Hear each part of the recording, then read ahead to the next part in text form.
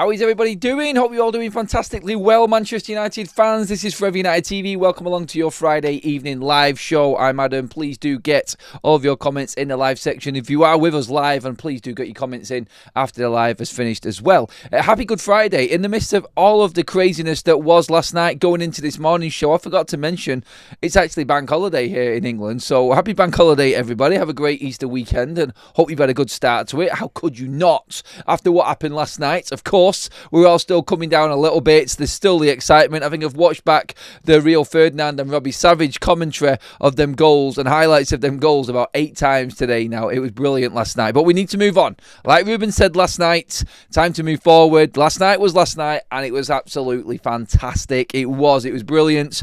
We have to concentrate on the bigger picture, of course, and we are still 3 games away from winning this competition and the importance of it. Everybody's got a little bit excited in the news as to what might happen if Manchester United do win it, so I'll keep you up to date with the up-to-date transfer news from today as well. Is all pending on United winning the Europa League right now. So yes, excitement levels have gone up a notch and a few stories have popped up because of the possibility of United winning the Europa League. When you get to the semi-final, it is all in, isn't it? So obviously these stories are now starting to do the rounds because of that. Also, Ruben Amorim did allude to our top story tonight, which is 7 Manchester United Academy players are going to be making their, well, not much their debuts, but featuring from now until the end of the season. Not against Wolves. I don't think we're going to see them all against Wolves, but he has said that he is going to need to rest players.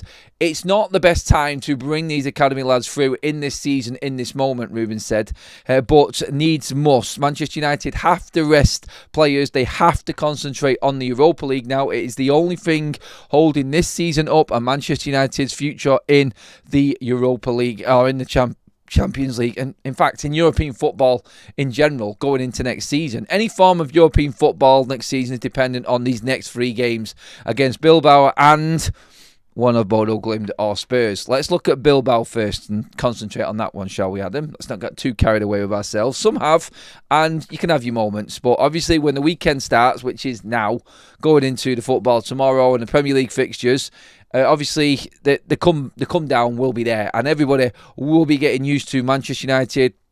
I don't mean to say this horribly and be negative after a great night last night, but probably come down to earth with a bang and we'll end up probably losing to Wolves. Now, obvious reasons for that are Manchester United are knackered.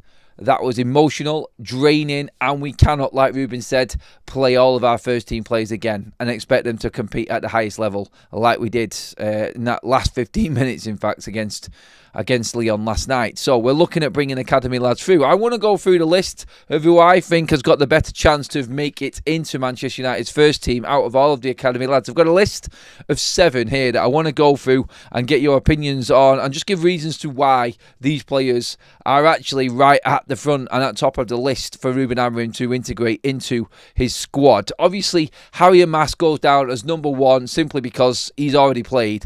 He featured against Newcastle at weekend in the Premier League. He even featured last night and was part of the emotions that was that last minute winner of Manchester United with Harry Maguire. The pictures of him celebrating with the rest of the first team, brilliant to see, of course.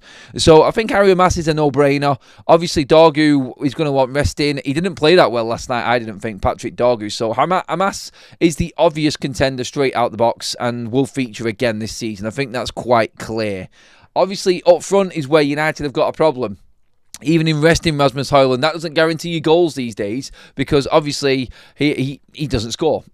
Simple as. Doesn't assist, doesn't score enough for Manchester United, but he is our only number 9, senior number 9, and is going to need to be rested as well. He works hard and we have to give him that. So really, if we're looking to have the best of Rasmus Højlund, no matter how much you don't rate him, you're still going to have to use him in the Europa League. He needs to be dropped out. So obviously number 1 for Manchester United. And you could bring in the likes of Gabe Bayan-Kerry into this, other strikers as well. But we know that Chido Obe has already been mentioned by Ruben Amorim and was talking about him last night. He has done well when he's been in Manchester United. Obviously, this is where the comments came from about not the ideal time to bring academy players through while United are doing so bad.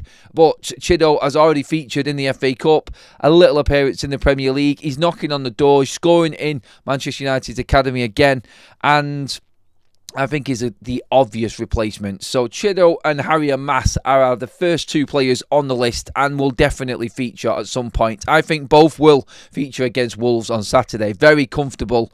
I'm confident, that these two players will definitely feature at weekend anyway.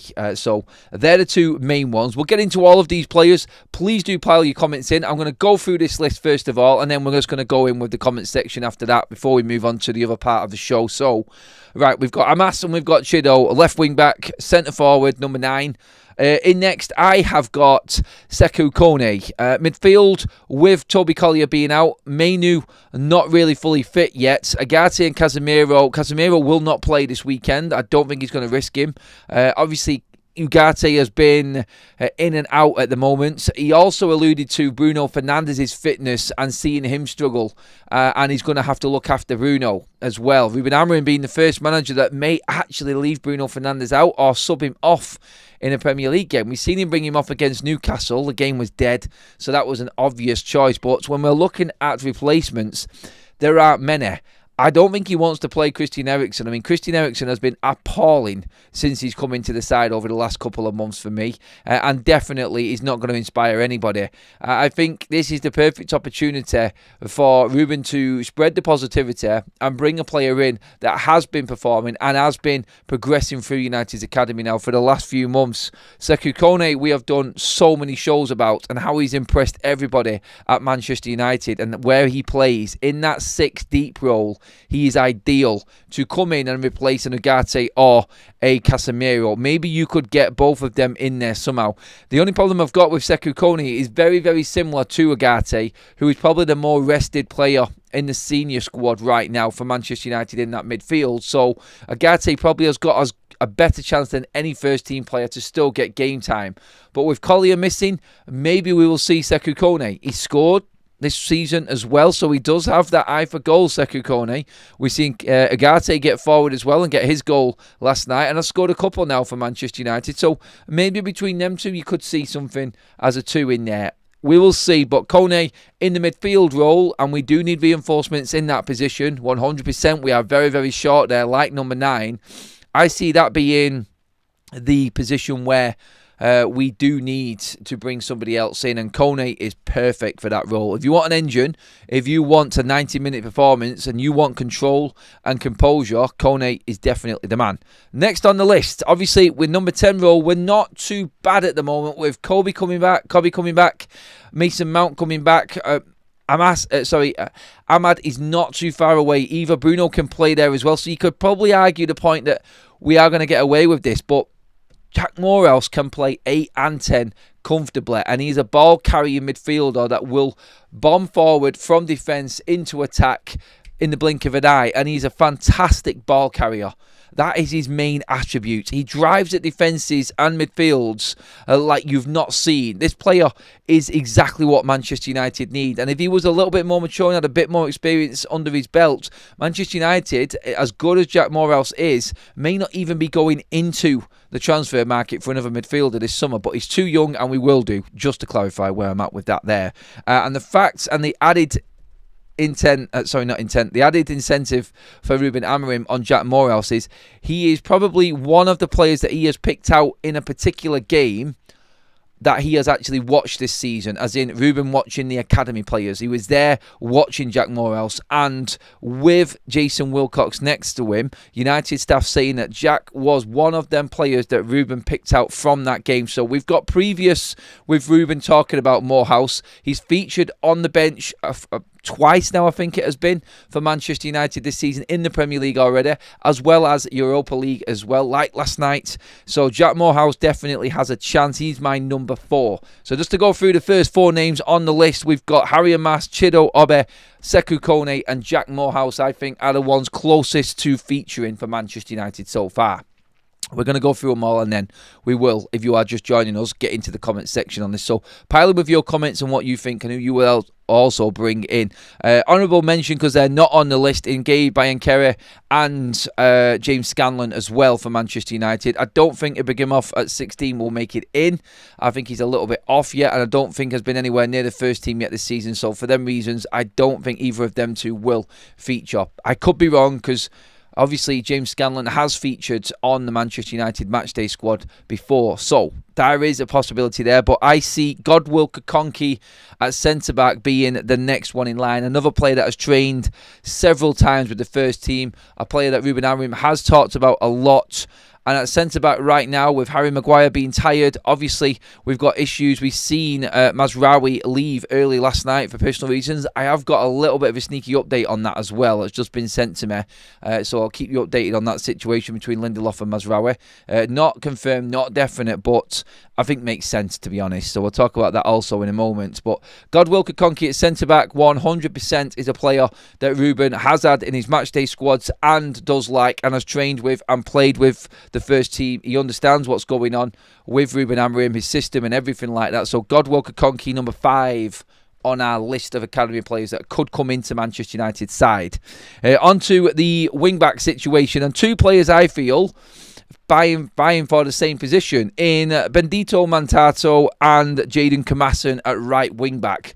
Both of these players have featured heavily in the academy this season, excelling to levels that you would look at and watch and go, okay, yeah, I can see why these players are getting close to even featuring in the squads of the matchday, first team matchday squads. Bendito Mantato has been spoken about recently. He scored today, by the way, for Man United's under-18s in a great comeback against Derby. With 2-0 down, he got the first one in bringing Manchester United back into that game. Excellent performance in that, by the way, by Shea Lacey making his comeback, scoring and featuring heavily in 3 goals, including that goal that he scored also. So Shea Lacey is back in action, everybody. Not ready yet for what we're talking about, but keep an eye on that one. Tipped to be another awesome player going forward. So Lacey is also back today. Love that news. Bendito Mantato. Whoa, this kid.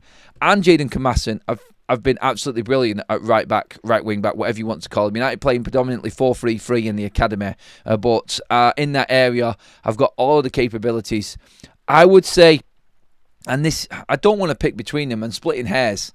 I think Kamasin has featured a bit in the matchday squads and been there a bit more. And when I watch both players at the moment, I love Kamasin. I love how he goes forward. Recent form, Mantato, I think, is better. Just in recent form. I'm not taking anything away from Kamasin. I just think in tight quarters, Mantato carries the ball a little bit better from what I've watched anyway. So they're the 2 I think vying for that right wing-back position, and we need cover in that area. Dalot is struggling. He is struggling to play every single game, I feel, and he's being found out quite a bit in defence. And I'm only saying this just in Premier League stance, in terms of if you want to rest him out, I don't think he can play game after game, Dalot. I really don't. Like any human being, he's been overworked and his performances are dropping with it. So I just feel like one of these 2 could come through for Manchester United. And they're my 7, just to go through them again, and we'll get your comments in on everyone else right now. Harry Amas at left wing back, Chido Obe at centre forward, Sekou Kone at 6, Jack Morehouse 8/10, Godwill Kakonki at centre back, and then we've got Bendito Mantato and Jayden Kamasin at right wing back. All teenagers, ready to rock. And we're hoping that Ruben does dip into the academy and gives us a little bit more excitement to watch within the Premier League games. Because let's be honest, if we're playing the same first team in them Premier League games from now until the end of the season, it's gonna feel shit. It is, isn't it? We don't care. We want to see this first team alive and ready for the Europa League. And if we're seeing the same players struggling, then it's gonna get a bit boring for us, isn't it? And it's gonna get a bit dull. So it gives us a little bit of something to actually want to go and watch. Go and see some proper academy Manchester United players break through into the first team. I would love to see that. And I would love to go to Old Trafford on Sunday against Wolves, knowing that it's kind of a dead rubber game and we're probably going to get beat if we play the same first team players. But now if we are going to see a few academy players come in, nothing to lose, excited to see. And you know what, even if we do lose that game, we can see a little bit of something else. And that's how I look at Manchester United's Premier League season now. 6 games to go. By the way, the announcement for the Chelsea and West Ham games in terms of the fixture dates, West Ham has now been moved to a 2:15 on a Sunday. And obviously you heard before the game last night, Chelsea has been moved to a Friday night to not coincide with the Women's FA Cup final. So, that for Manchester United are the fixture changes from the Europa League as well. So let's get into Manchester United's academy players. Let's get into the comments section in this as well. In terms of, I've just seen someone pop up there, Eli Harrison or me as well, the 2 academy goalkeepers. No, you've got Heaton, Bayindir and Onana. I think Bayindir is cover enough. I just don't see the need to bring in an academy goalkeeper right now to the situation. Bayindir needs games. If United are going to sell him in the summer, they could maybe be putting him out into the transfer window market in these last 6 games. And that might be it. That might be United's plan. But yeah, no need to panic in bringing in an academy goalkeeper, I don't think, at this time anyway. But yeah, that I think makes sense, does it not? And tell me if you think I'm wrong anyway. Do get into the chat, everybody. Let's just scroll right up. There's quite a lot in here, actually. Thank you so much, everybody, for coming in with your suggestions as well. Finlay McAllister looks like a proper player. I'm loving all of the names that people are picking up here. Mantato, I forgot. We are stacked, says Danny B. Yes, game. United games are bad for my health, says Stephen. Everyone, I'm suffering still from it, but you know what? The actual thought of being in the semi-final has completely cured me from all of what last night drained out of me. I'm good. I'm ready to go again. I'm ready for the weekend. And I'm ready to cover you all on content here on Forever United TV. So, yeah, like the video and subscribe to Forever United TV. Perfectly set up there for me, I think. There, well done. Yes, deserves a like just for the little slide into the little promotion side there. Can you change the whole team? Didn't Liverpool do it for the League Cup? I think there are. Do you know what? It's awkward because you cannot play a weakened side. The Premier League frown upon it. Remember that time back in the day when teams were coming to Manchester United and playing weakened sides because they thought they were just going to get beat? God, bring back them days, by the way. My God, I think Mick McCarthy for Wolves one time did it, if I can remember right, against United. Back in the Sir Alex days, and the Premier League picked up on it. And I don't think anything happened. There were other clubs having a moan, saying that they'd just basically given up on the game. But I don't think it'll happen. I think you'll see, I think possibly 2 academy players coming against Wolves. I don't think there's going to be much more because there are other players there, let's not forget, that need game time at Manchester United. Straight away you can think of the likes of Mainu and Mason Mount need game time. Luke Shaw could come in, Lindelof could come in also for Manchester United. You've got plenty of players there on the bench. Agate didn't play a full game for Manchester United. And I think we've got plenty of first team players that could still play. Bruno will play and feature. I just don't think he'll play a full game personally. I think he'll be subbed off. Dalot could possibly be another player like that gets an hour and then rested. Something like that. I'm guessing that's how Ruben's going to play it anyway. Let's get into some more comments on this one. Is that to Adam Gelman or is that to me, Graham? I think it's to Adam Gelman. He needs their experience and they need monitored game time. I think that's to Adam Gelman on another conversation. Keith said, the likes ain't liking people tickle the button. I like that one. Kone is pretty much ready to give him some minutes. Yep, I think so. Yes, thank you, Anthony. Still buzzing from being at Old Trafford last night, says Babs. We are. Adam, that Euro/Vidic headbutt. Fire. I know. Euro, I'm loving him right now. I think Euro's fit enough to play again, by the way. At 19, I would expect him to. Morale similar to Rodgers at Villa. Good comparison, actually, Danny. The way he carries the ball from defence to attack, 100% likeness there to that one. Good shout on that one. Agate and Bruno could 60, 70 minutes, especially with no game for another week. Yeah, that's the bonus that we've got. No midweek game next week until Bournemouth the following Sunday. So after the game against Wolves, we have 7 days off, basically 6 days without a game. For Manchester United, so plenty of recovery time. I've not had the update on Collier yet, Stu, in terms of his return, but he'd have been ideal for games like this in terms of a little bit of experience and obviously needing games. Fresh legs, basically. Brian Kerry 2, Adam, I think I did mention him, Gamer TV. Finlay McAllister again, someone mentioning.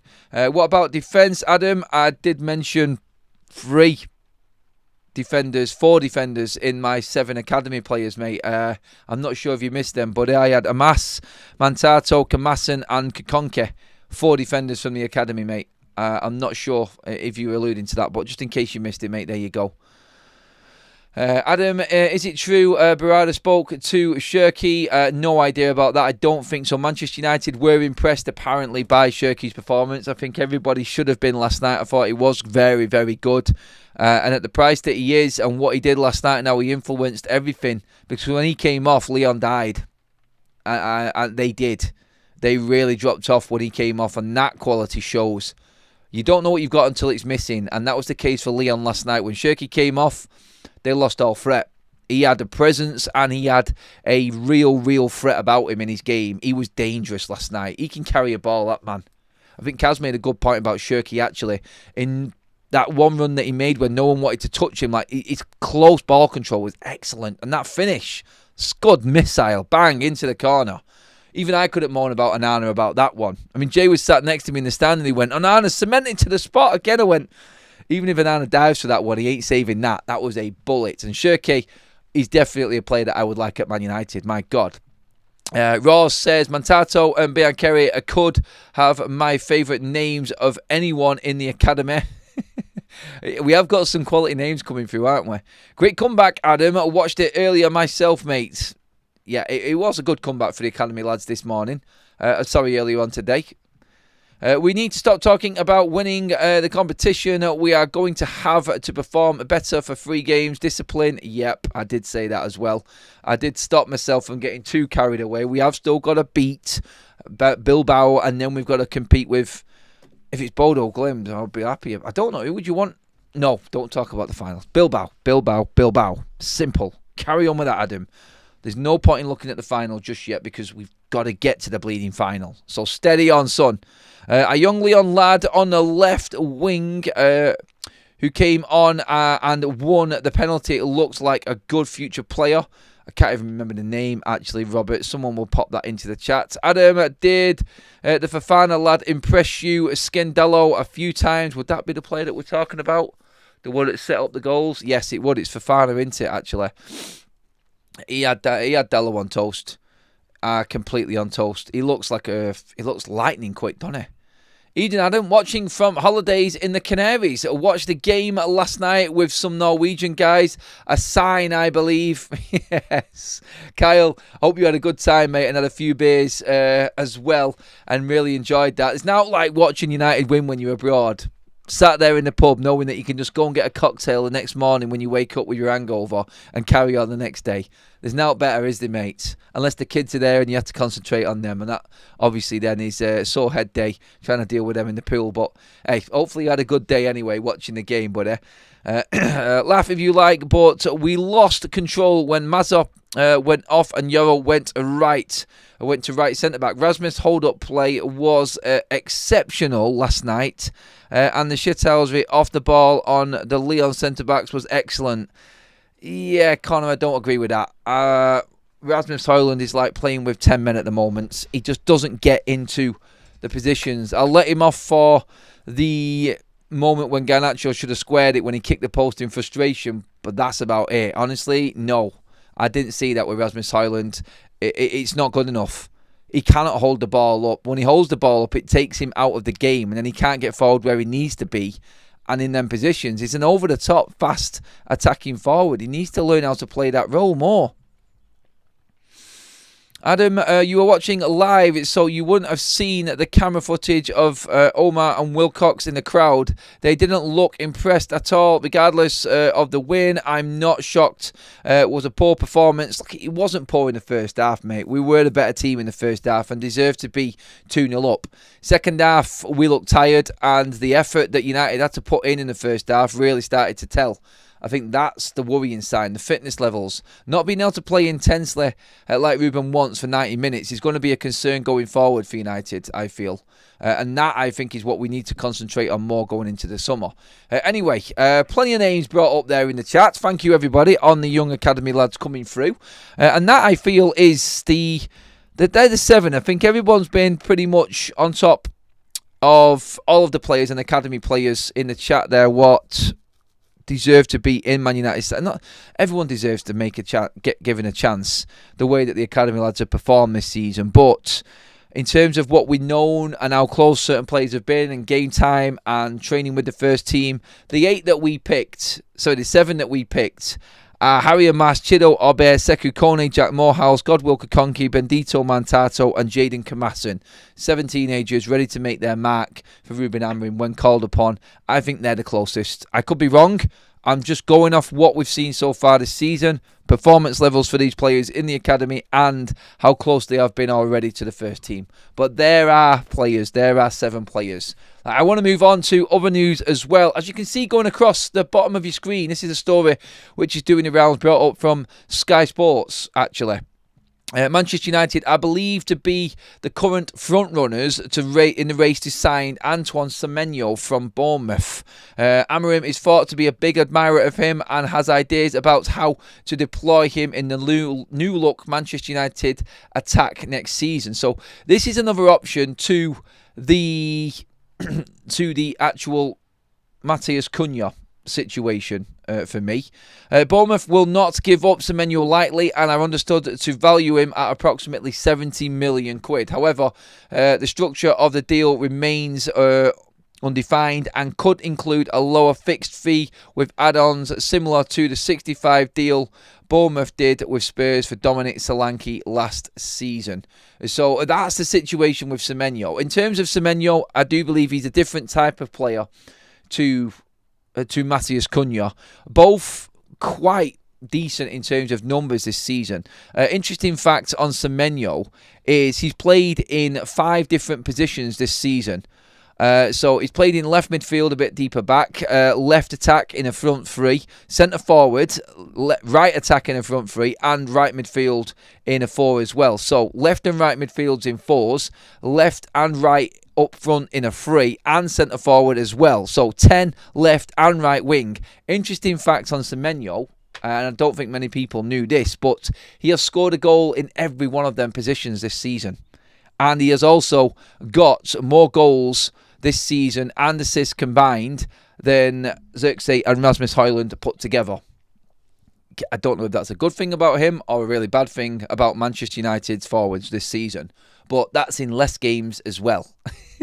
Which, again, I'm sort of leaning towards bad for Manchester United. But, yeah, well done, Semenyo. Like, his numbers are up there, 16 goal involvements. But scoring a goal in every single position, you know what I'm going to say next? Ruben Amorim, versatility. Versatility, isn't it? Yes, versatile. And he can play in different roles. So someone who can play centre forward, left wing, right wing, and 10 left and right as well, that is absolute gold. At 25, just on the cusp of the profile that Manchester United are happy to invest a significant amount of money in. And Premier League proven as well. Just a few stats there on Semenyo, because that story popped up onto my feed as well earlier on. And interesting that it came from Sky, which was interesting. So, yes, Semenyo apparently is right up there on Manchester United's list. We knew this already, but Sky are now updating us on this one, saying that Semenyo is... Manchester United, are the front runners for Semenyo in the transfer window right now. They're ahead of everybody else. Manchester United, among 4 other Premier League teams, are also in for centre-back Howson, the babyface centre-back at Bournemouth. United are interested in him as another centre-back. I think he's destined for bigger things. There is a release clause that Bournemouth cannot deal with. He's going to go. And that, I think, is a definite. And centre-back again...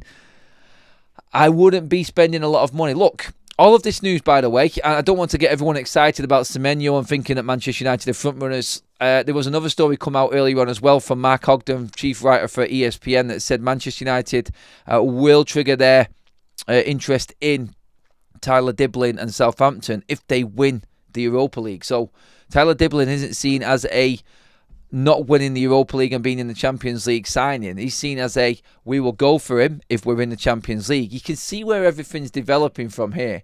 It's all coming in around Manchester United winning the Europa League and having the extra money. United, I think, will go fully on in this window and expect over 200 million to be spent in transfer valuations. I say valuations because it's all going to be sent up in installments and structured deals, so I'm not going to say that we're going to spend that this summer exactly. But you get what I mean by that. But I think if we're in the Champions League, they will go hell-bent on backing moving AMORIM, and I expect Manchester United to spend significantly if we do win the Europa League. And Semenyo's on the table. Obviously, we know that Delap will definitely be on the table. Manchester United will have more money to spend. You could actually go out and get Semenyo, Cunha and Delap in one window and have real backing. We could go out and buy it. We've talked about it a lot. One step closer, and like I said before at the top of the show, Manchester United and these stories starting to circulate about possible big players coming in are all because we've got one step closer to the final and winning the Europa League. Honestly, in a month's time, near enough, if Manchester United are lifting that Europa League trophy, get ready for an absolute blockbuster of a transfer window. Because like someone just said there last night, Manchester United right now have got a structure in place that has been there all season watching this. They know everything that's going on, and they won't look at the Europa League and go, well done lads, we're in the Champions League, that's job well done. They won't be looking at that. They'll be looking at the Premier League and the underperforming in the league. So Wilcox, Barada, Brailsford, Vival, all of these people at United, they won't be looking at Manchester United, and definitely not Sir Jim Radcliffe, like, well done, we have saved ourselves by getting in the Champions League through the back door. They're not looking at what we've done in the Cups this season. They'll be looking at the league. And they won't be overwhelmed by Manchester United winning the Europa League. It's fantastic and it makes their job easier. But they'll be looking at what you need to get rid of in this squad still, and the underperformers and the players that will definitely be an upgrade on them. That's how it's going to be looked at. Not that United have done a job this season. Far from it. Nowhere near enough for Manchester United. And I think everyone in the chat here and everybody talking in general around Manchester United is of the same thinking. We have done nothing this season. We haven't done anything yet. Obviously, winning the Europa League would be huge. But still, it has been a poor season for United. And to be talking up the Europa League over the Premier League is still not where we need to be, and is not accepted at Manchester United. So I do expect it to be a full-on, I would say, dissection of Manchester United's first team squad still. What is the point of a final when we meet Bodo Glimt? What is the point of a final when we meet Bodo Glimt? I don't get that, Jens. Elaborate, please, on that one. Not sure. Someone else tell me as well if I've missed something on that there. Thanks for all the likes, by the way, everybody. We're actually creeping up to the 300 live like mark. Again, it would be epic if we did that 2 live shows in a row. Full on positive mode right now. I can feel it. The nationality of Semenyo is, I think he's Ghanaian, actually, Semenyo. I'm sure he's Ghanaian. Yeah, he is. He's Ghanaian, African Ghanaian. And only 25.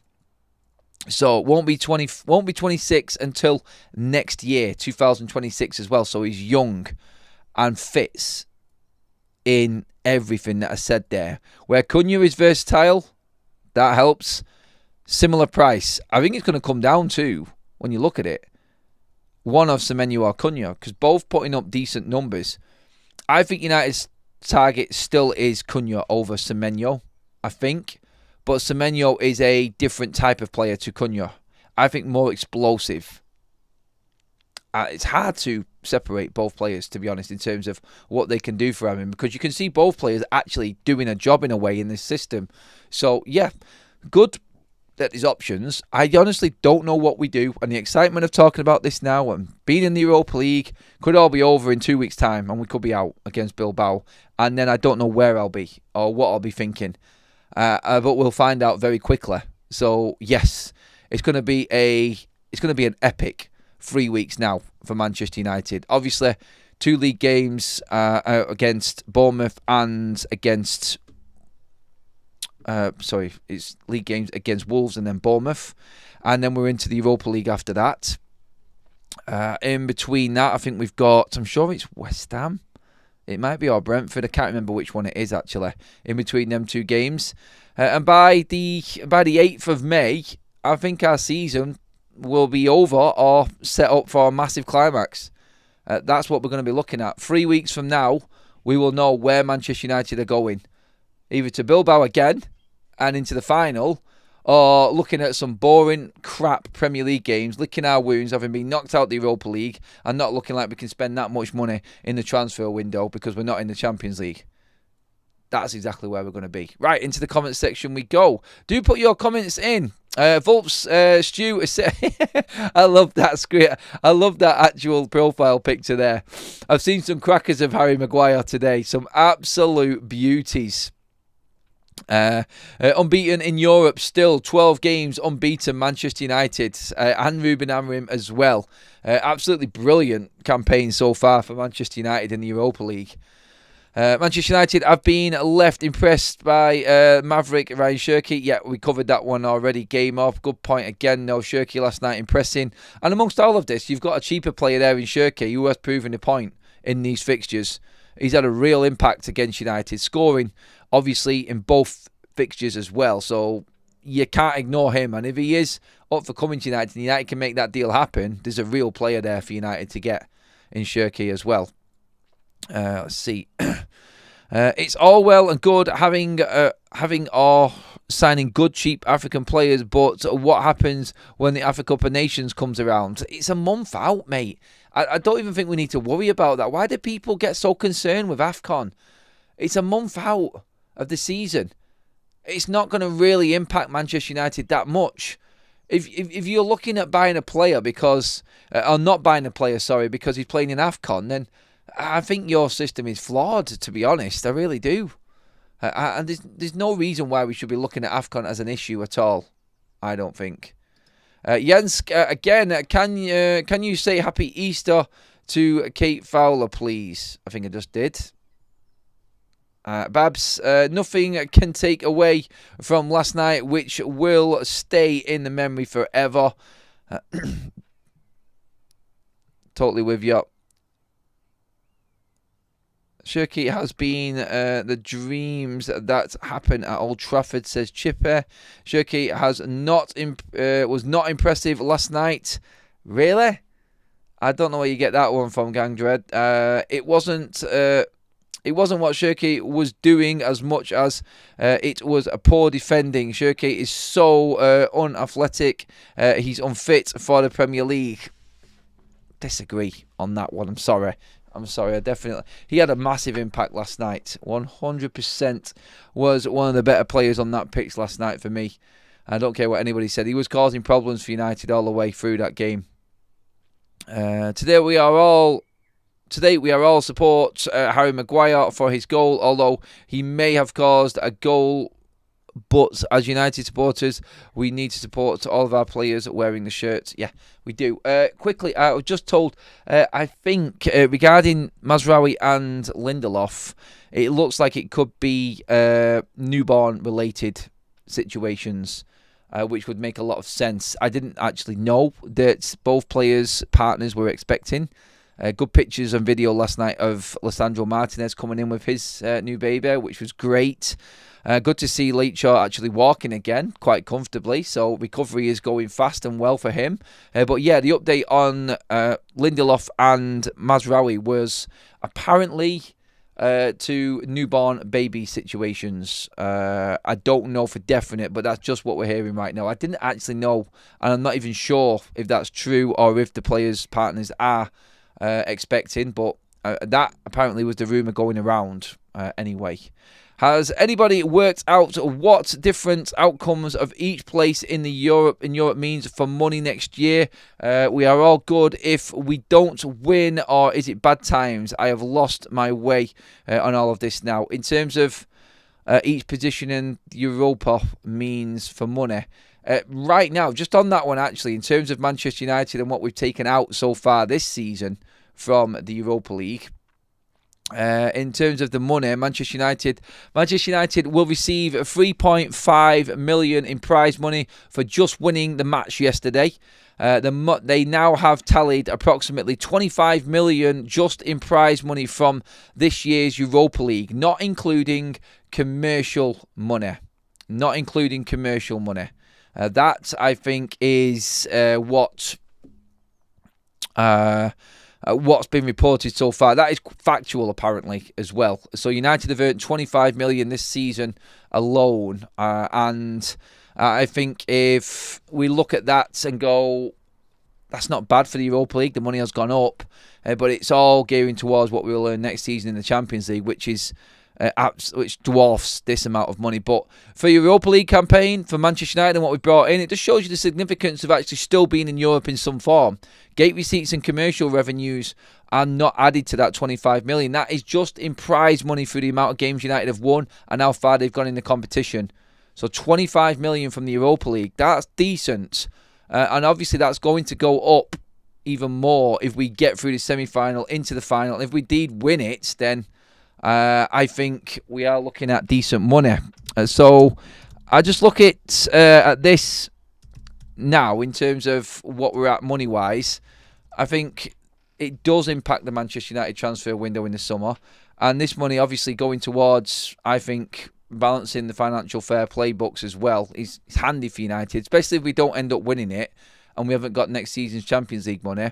Having all of this money plus all of the new money that's going to come in with the new tours that we've got going on in the summer, it's United really looking at a completely different transfer window. But I think buying maybe like we said before, maybe third or fourth choice players in the window rather than our first choices. I think that's what we're looking at with that. But yeah, in terms of the money and what Manchester United have gathered, it's quite significant because it was always thought that the Europa League really didn't bring any money in. But that alone there, plus whatever revenues we've got from gate receipts, on top of that, you can see with United playing 12 games this season in the Europa League, that is quite substantial.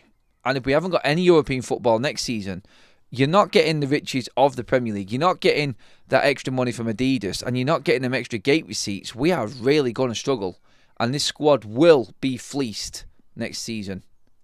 It will be. There's no other way United can survive.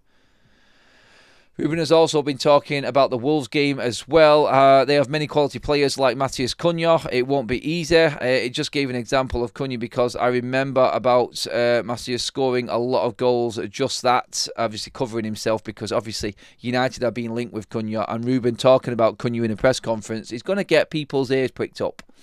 And that, I think, is it's something that all Man United fans would jump onto as well. Great comments throughout the show, everybody, as well. Please give the video a like if you're loving the content, and make sure that you have hit the subscribe button as well, everyone. Thank you so much for being part of the show. Go and enjoy your Good Friday. Go and enjoy your weekend. I will be back with you all tomorrow morning at 8 o'clock with your Saturday update ahead of Premier League match weekend as well. Obviously, Wolves, if anyone is going to the game again, make sure you do come and say hi. Me and Kaz will be there this weekend, so looking forward to that. Have a fantastic day, everybody. Or rest of the day, sorry, I should say. Whatever you're doing tonight. Please drop your comments in on the academy players, on Semenyo, and other transfer news that has come up in the show as well.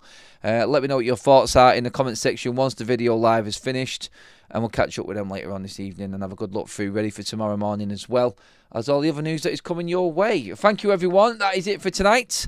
Have a good one, whatever you're up to, like I said, and I'll see you all in the morning. And thank you again. Mods and members in the chat, by the way, legendary day. Thank you so much.